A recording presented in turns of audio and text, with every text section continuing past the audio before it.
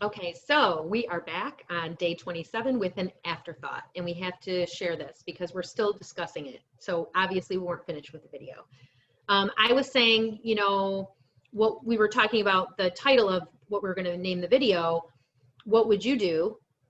And I guess my issue was right now is that important enough to call 911 about? Or should I have called the police department? I don't know, but there was a police car that did come down when I was walking back. I saw the police car coming down. So I didn't want to leave it because I didn't feel like that would have been right for me just to not do something about it. So you said I was letting them decide basically if it was an emergency or not an emergency, and they could figure it out. But you were saying because I couldn't figure out which house it was. And I couldn't. It was like bouncing, like the noise was bouncing off the houses. Right, but that to me, because we were talking about this afterwards, and this kind of struck me, and I did strike me when you said it too, and then I forgot about it. But the fact that you couldn't hear which house it was coming from tells me that it wasn't about the house alarm. The message was for you. Mm-hmm. It really wasn't about the house alarm. Mm-hmm. And it really wasn't about what you should do. It really is about where in your, like, to me, like that was a message for you, and probably me too, like you said, because it was most likely the same day that all this was going on with the dryer. So it could be, again, multifaceted, but it's really to take a look and where's my emergency? Where do I need to do, like, 911 right now? What do I need to do?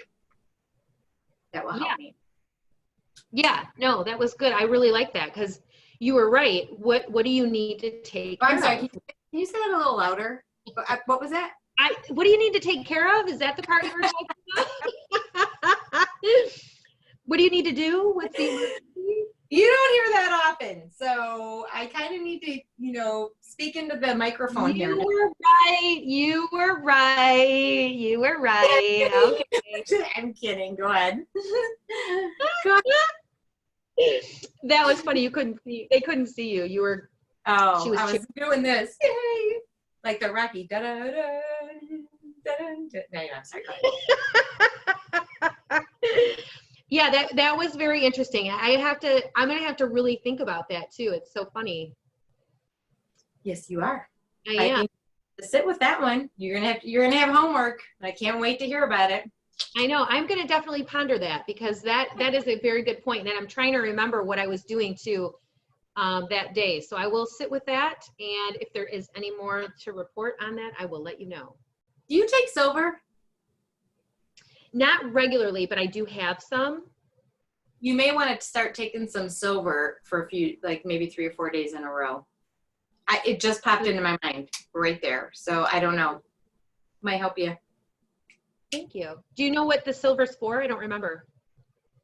Silver is an for memory. Isn't it for memory, right? I don't remember. Sorry. Well, it's more about, it's an antiviral and antibacterial. So it basically, especially for viruses, it can actually, my understanding is,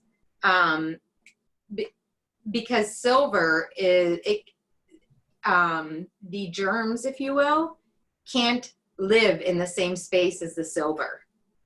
So when you take the silver, I did actually ask someone who was a chemist about this, see if it was accurate. And they actually did say it is very true about silver. That it literally, because it can't live in the same space, I guess, as the silver. And I'm not sure the exact technical term. So please apologize. I am apologizing for not knowing the technical terms, but the gist of it is basically that, but that's why. So it kind of purifies, the silver purifies your system is what it does. That is I know, because like I said, I do have it, but I don't take it every day. That's interesting. That's viral and bacterial. Huh. I believe so. I believe it's both because it's like it gets rid of the germs or bacteria. And we can do some more research on it. And Amber, what we'll do is when we have Amber on, she can tell us more about it because that's obviously not her expertise. But I do know, I don't think you're supposed to take it all the time, but you can take it like, check with Amber to see what she recommends to take, but I'll take it for a week at a time, periodically, just to get stuff out of my system. I don't take it time. And then it may be different. Sorry, honey. Go ahead. What was that? No, that's okay. It's probably like that. It is probably one that you take periodically. You're not supposed to take long term. Like with licorice root and with golden seal, you're only supposed to take them for a couple weeks. So it's probably the same thing. And I know she did tell me that, because that's supposed to be, that's not one that's on my list right now for sure, but I know that's a really good one. So, anyway, we were talking about that too, is having Amber be on, where we want to do an interview with her. She's my daughter, and she is a medical medium.